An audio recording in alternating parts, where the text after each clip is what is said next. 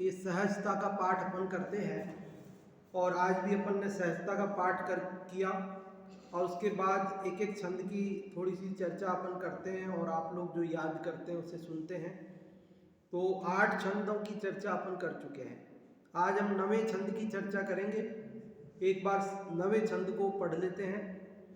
सहजता सब द्रव्यों का भाव, सहजता सबका सहज स्वभाव, किसी का हम पर कोई न भार, सभी हैं अपने जिम्मेवार, स्वयं के परिवर्तन का भार नहीं है हम पर हम निर्भर, सहजता का सम्यक स्वीकार करे हम सबका बेड़ा पार। क्या कह रहे हैं इसके अंदर कि सहजता सब द्रव्यों का भाव, सभी द्रव्यों का भाव, सभी द्रव्यों का स्वभाव सहजता है। जीव हो, पुद्गल हो, धर्म अधर्म, आकाश काल, कोई भी द्रव्य हो, यहाँ तक कि अनंत जीव हैं, वो कोई सा भी जीव हो, अनंत अनंत पुद्गलों में कोई भी पुद्गल हो, असंख्यात कालाणुओं में कोई भी कालाणु हो, सब में सहजता समाई हुई है। और क्या कहा? सहजता सबका सहज स्वभाव, कि सहजता ये सब द्रव्यों का सहज स्वभाव है, मतलब कोई आरोपित नहीं है, अध्यारोपित नहीं है, किसी अन्य के कारण से नहीं है, कोई पर के कारण से सहजता नहीं है।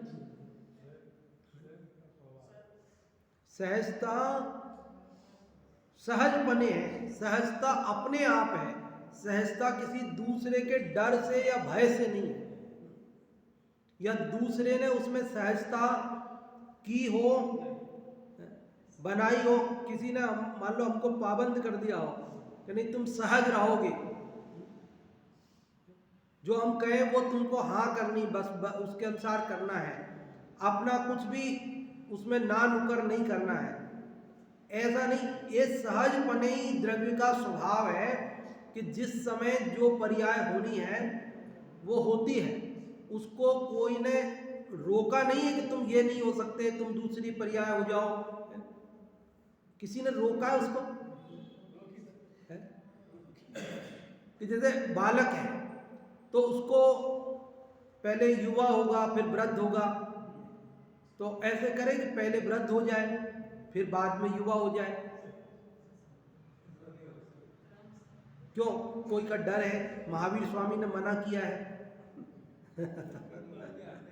महावीर स्वामी ने कहा नहीं, तुम पहले बालक हो तो तुम्हें पहले युवा होना पड़ेगा, वृद्ध तुम बाद में होगे, तुम बालक से पहले वृद्ध हो जाओ और बाद में युवा हो तो तुमको मैं श्राप दूंगा।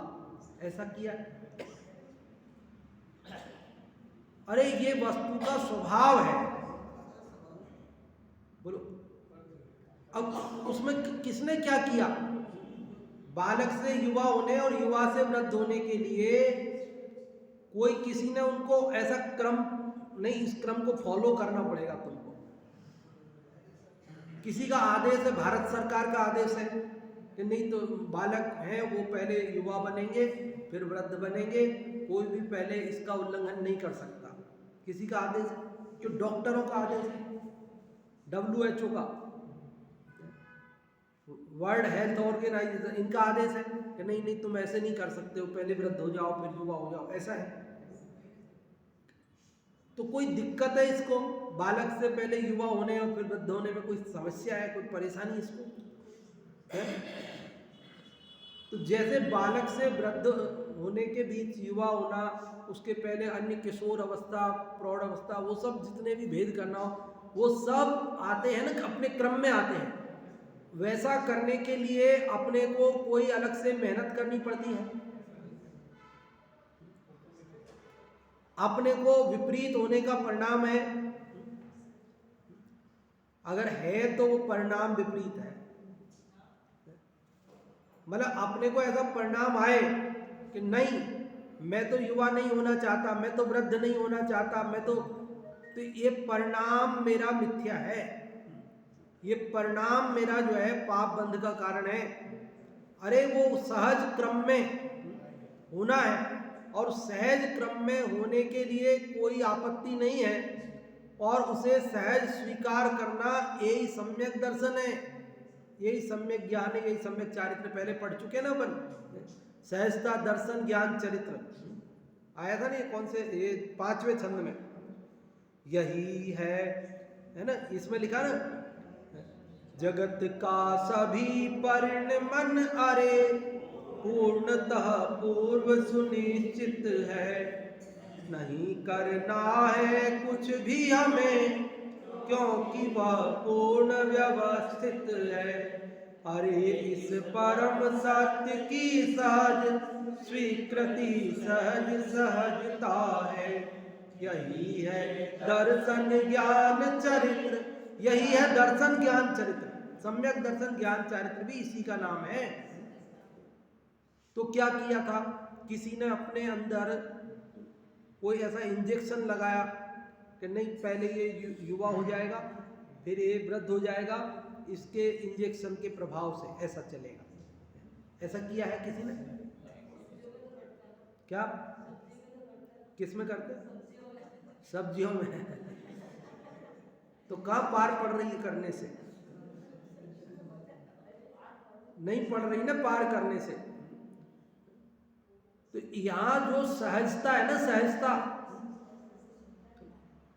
एक एक पर्याय का एक एक क्रम सुनिश्चित है, उस क्रम को न कोई बदल सकता है, न बदलने की व्यवस्था है, न बदलने का कोई ज्ञानी तो बदलने का परिणाम अभिप्राय रखते नहीं है, और अज्ञानी का तो कहना ही क्या, वो तो है तो अज्ञानी, वो तो कुछ भी परिणाम कर सकता है। तो ऐसा वस्तु का सहज परिणमन है। बताओ,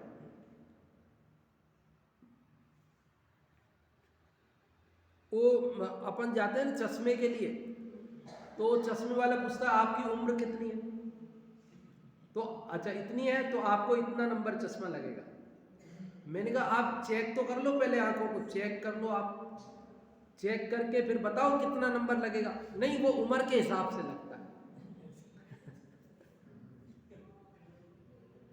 आप मजाक समझ रहे हैं इस बात को? मैं झूठ थोड़ी बोल रहा हूं आपसे, है?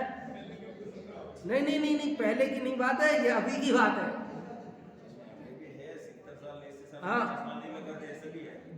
आप कहेंगे साहब वो तो दुकानदार है, उसका क्या, डॉक्टर के पास जाते आप तो। मैं डॉक्टर के पास गया तो डॉक्टर ने भी कहा उम्र कितनी है आपकी, मैंने कहा, तो बोले आपके इतने नंबर चश्मा लगे। तो मैंने कहा भाई आप चेक तो कर लो कितना नंबर लगेगा, आप उम्र के हिसाब से क्या बता रहे हो? तो बोले नहीं नहीं वो फिक्स है, वो इतनी उम्र पे इतना लगता है, इतनी पे इतना लगता है, इतनी पे इतना लगता है। गलत है।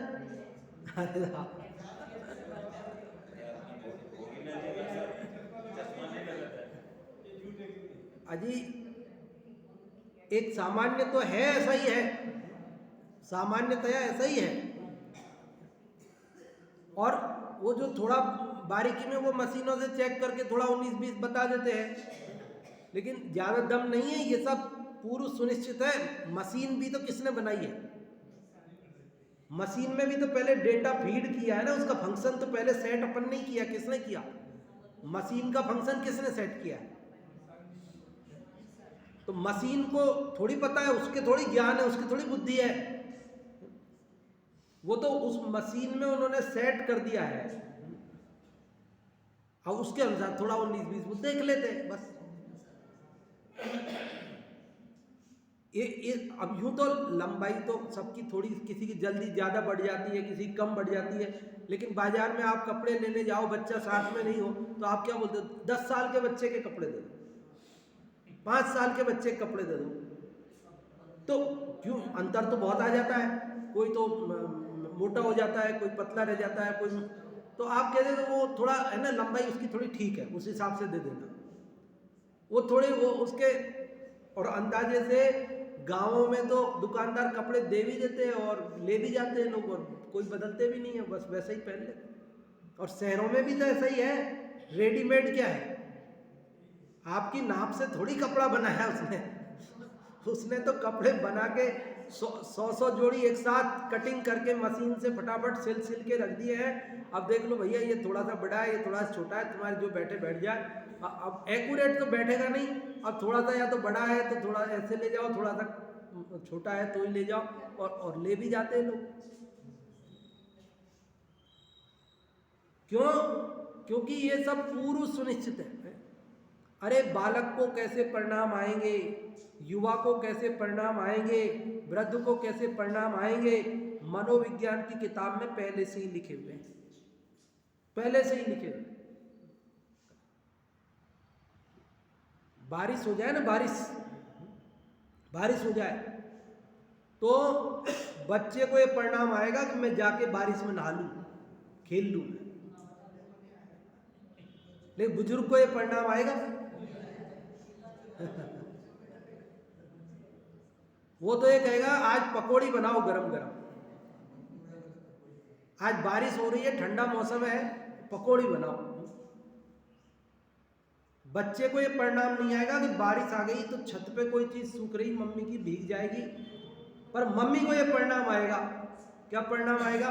कि बारिश आ गई तो कोई चीज खुले में तो नहीं पड़ी है, कोई चीज भीग तो नहीं रही अपनी, चलो उसको छाया में रख देते हैं। तो सबको परिणाम अलग अलग आता है ना। तो कुछ इंजेक्शन लगा के पहले फिक्स कर रखा है कि बच्चे को कैसा परिणाम आएगा, महिला को कैसा परिणाम आएगा, पुरुष को कैसा परिणाम आएगा, वृद्ध को कैसा परिणाम आएगा, कोई फिक्स किया है? वो तो सहज स्वभाव है। किस उम्र के बालक को कैसे परिणाम आते हैं वो सब सुनिश्चित है। सुनिश्चित है कि नहीं है? किस उम्र में दाढ़ी मूंछ आने लग जाएगी, ये सब लिखा है, किताबों में लिखा है, और उसके अनुसार थोड़ा 19-20 हो जाता है, पर होता है कि नहीं होता है? तो ये सब सुनिश्चित है।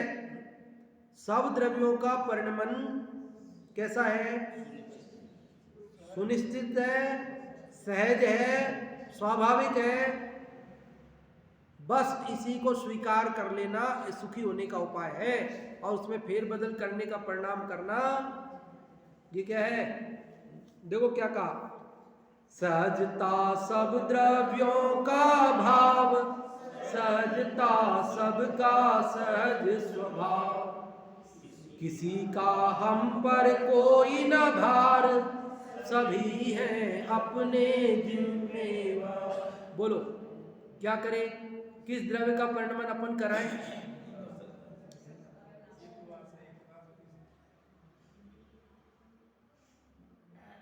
बालक का परिणमन पिता अपने अनुसार कर सकता है, तो फिर पिता का परिणमन बालक कर सकता है।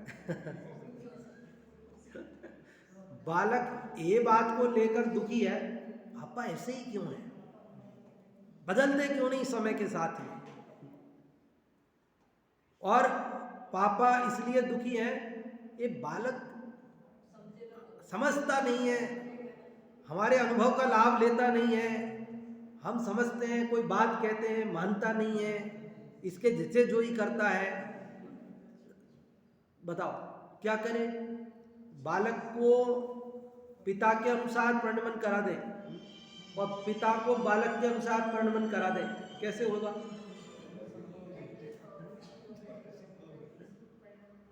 पत्नी के अलग परिणाम है, पति के अलग परिणाम है।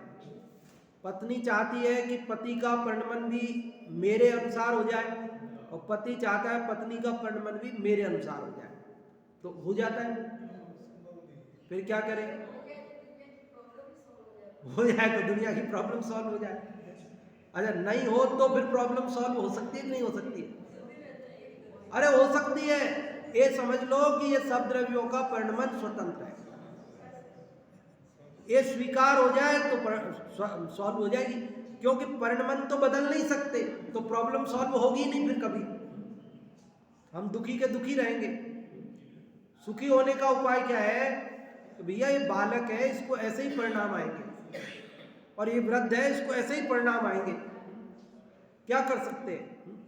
सहजता सब द्रव्यों का भाव, सहजता सबका सहज स्वभाव, किसी का हम पर कोई न भार, सभी हैं अपने जिम्मेदार। किसी का परिणमन कराना हमारे हाथ में नहीं है, इसलिए जैसा भी परिणमन हुआ उसका जिम्मेदार मैं नहीं हूं।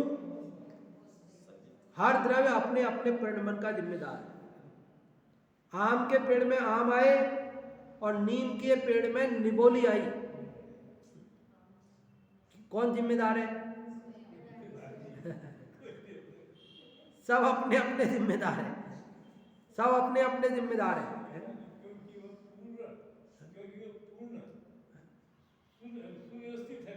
हाँ, सभी अपने अपने जिम्मेदार है। तो अब समस्या हो गई, ठीक है औरों का तो जिम्मेदार मैं नहीं हूं पर मेरा तो हूं। अब टेंशन हो गई, चलो दूसरे का तो फिर बदल अपन नहीं कर सकते, सब अपने अपने जिम्मेदार है ना, तो सबका भार तो अपने माथे नहीं है, पर अपना भार तो अपने माथे है ना। तो अगली लाइन तुरंत, स्वयं के परिवर्तन का भार नहीं है हम पर हम निर्भर। अरे दूसरे के परिवर्तन का भार तो हमारे ऊपर है ही नहीं, लेकिन अपने परिवर्तन का भार भी अपने ऊपर नहीं है, क्योंकि अपना परिणमन भी स्वतंत्र है। मेरी पर्याय भी प्रति समय होने वाली पूर्ण व्यवस्थित है, मेरे परिवर्तन को भी मैं नहीं करता। अगर मेरा परिवर्तन मैं करता हूं ना तो कभी मैं गिरूं नहीं, क्योंकि मैं गिरना चाहता नहीं, पर गिर ही जाता हूं ना। बोलो गिर जाते हैं नहीं गिर जाते अपन? तो कौन ने गिराया?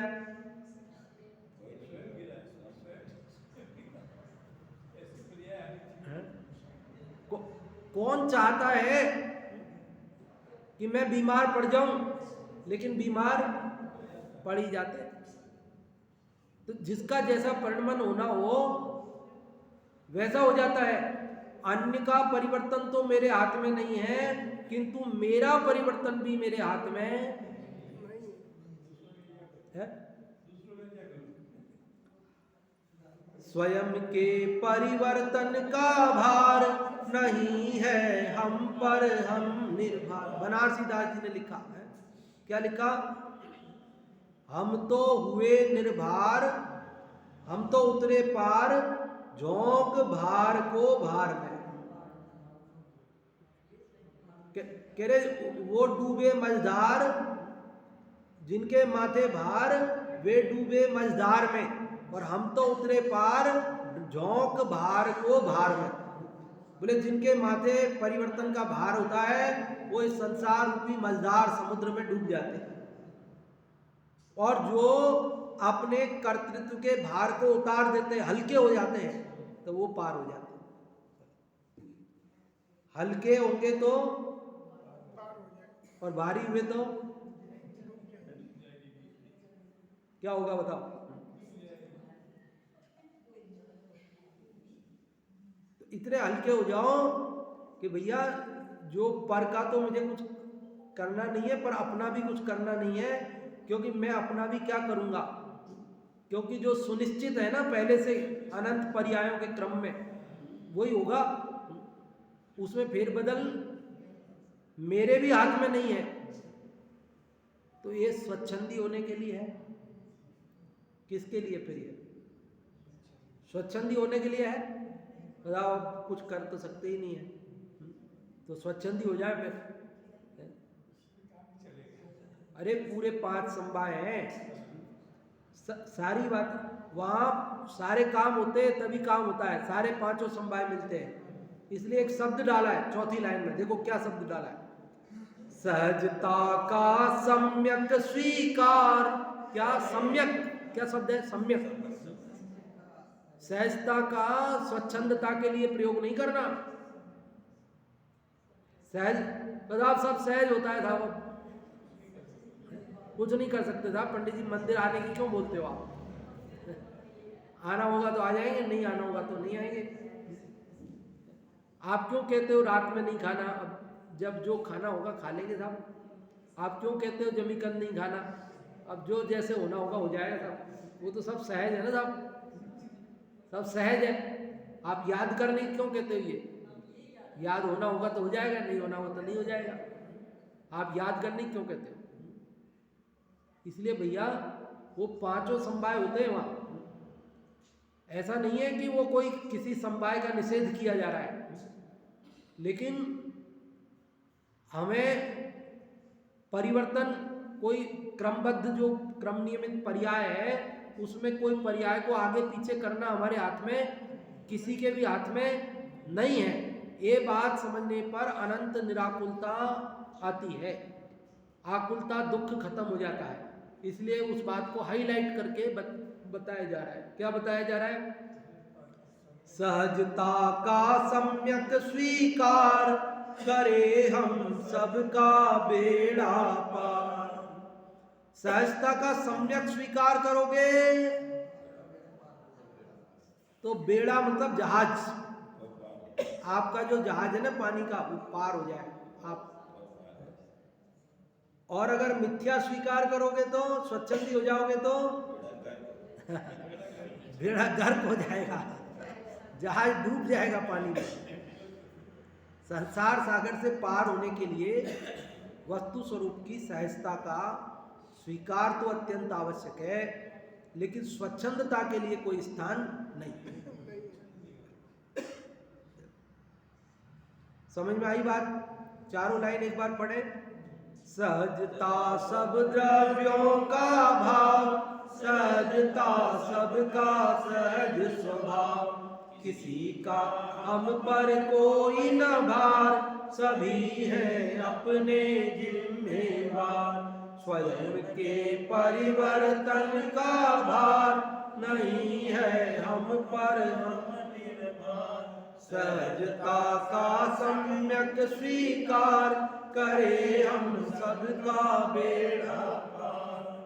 सब सहज हो रहा है, लेकिन उसमें से जो हमारे मन के अनुकूल हो जाता है तो हम कहते हैं ये हमने किया, और जो हमारे मन के अनुकूल नहीं होता तो हम कहते हैं कि ये पता नहीं कैसे हो गया है,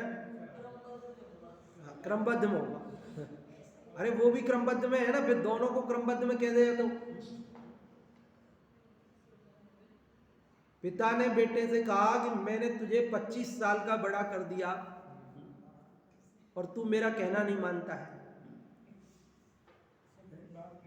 तो बेटे ने कहा पापा जी आपने मेरे को 25 साल में 25 साल का किया या 20 साल में 25 साल का किया? कब किया?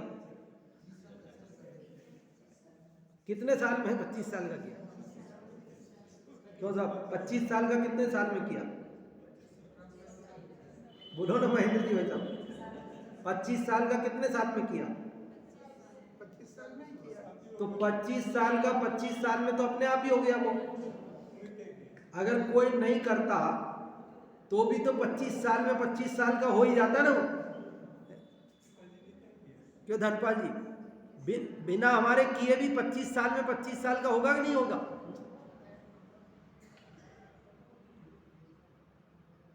और हम यूं गर्व कर रहे हैं, अभिमान कर रहे हैं मैंने 25 साल का कर दिया। अरे तू 20 साल में 25 साल का करके बता, फिर कहना मैंने 25 साल का किया। ये तूने 25 में 25 का किया तो तूने क्या किया? बच्चा खुद पढ़ा लिखा पास हो गया, फर्स्ट आ गया, अब तू कहता है मैंने इसको फर्स्ट।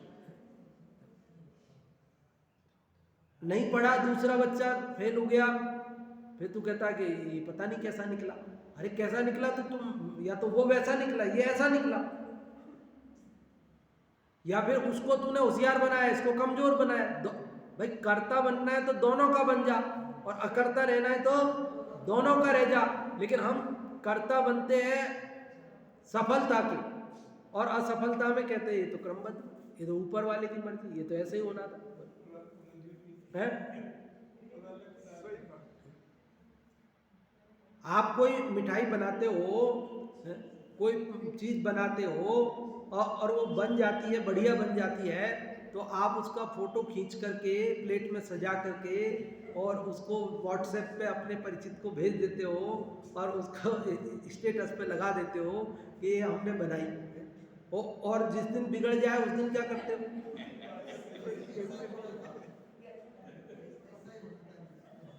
आपने पूरी सब्जी बनाई तो 4 पूड़ियों में से 2 फूल गई, 2 नहीं फूली।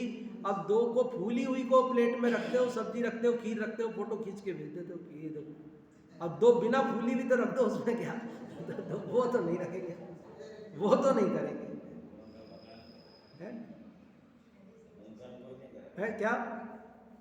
उसकी तारीफ कोई नहीं करेगा। तारीफ क्या? अरे भाई, जिसको जैसा होना था वैसा हुआ है। मेरे करने से कुछ भी नहीं हुआ है, मैं तो ज्ञाता हूं, ज्ञाता ही हूं। ये स्वीकार करना, इसका नाम सहजता है। पर से बिल्कुल निर्भर होकर, पर से उपयोग हटाकर अपने में रम जाना, अपने में ही अपना उपयोग समा जाना, ये सच्ची सहजता है। जब सहजता समझ में आती है तो उपयोग निर्भर हो जाता है। कुछ करना ही नहीं बचा हमारे लिए, तो करना नहीं बचा तो अब क्या करें? अपना काम करें, निज कार्य अपना। अपना काम मतलब जानना देखना। तो आप लोग बताएंगे कोई? हाँ, पहली पंक्ति में, हाँ, पहली पंक्ति में क्या? सब द्रव्यों का जो भाव का है ना, हाँ, जीव छोड़ के अन्य द्रव्यों में कैसे घटाया है? स्वभाव आगे है, वो तो सद्रव्य कैसा ही है। हाँ, ये भाव कैसे घटाया है? सभी का है ना सहजता। तो भाई जी, भाव बोल लो, खाली भाव शब्द डाला है ना। हाँ, हाँ, सब द्रव्यों का भाव, सब द्रव्यों का भाव है। मतलब ये कि जो जो जीव है जीव वो में तो सही है ना। जीव में सही है, पुद्गल में तो पुद्गल का परिणमन कैसे होता है? नहीं, वो तो सहज होता है, मगर भाव को कैसे घटाया? गुणों की अपेक्षा से या भाव की अपेक्षा से? नहीं, मतलब भाव से मतलब क्या कहना चाह रहे हैं आप? मैं समझ नहीं पा रहा। मतलब सभी द्रव्यों का भाव होना, परिणमना, वो सब सहज है। एक जैसे अपन ने ये दीवार है ना, पुद्गल की है। अब ये पुद्गल में से ये चूना ढीला पड़ जाएगा, झड़ जाएगा, ये सब सहज हो रहा है, अपने आप हो रहा है।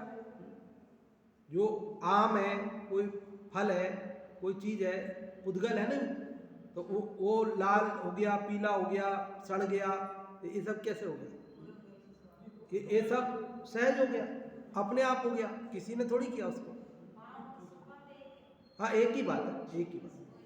हर द्रव्य का स्वभाव है ना, पुद्गल का वैसा स्वभाव है। भाई जीव का स्वभाव जानना देखना है तो पुद्गल का स्वभाव पूर्ण गलन है, उसका स्पर्श रसगंध वर्ण है। धर्म द्रव्य का गति है तो वही उसका स्वभाव है, तो वो गति में सहायक बना रहता है, सबकी गति में गमन में सहायक बना रहता है।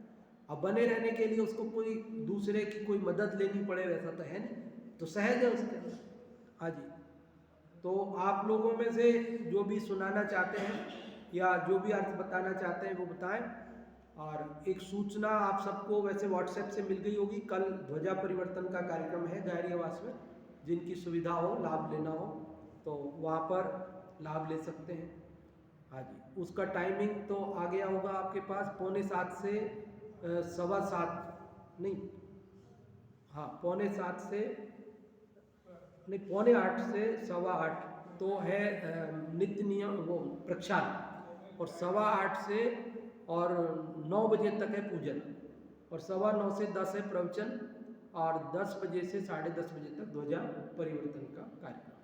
हाँ जी, अब आप लोग को कोई बात पूछनी हो या बतानी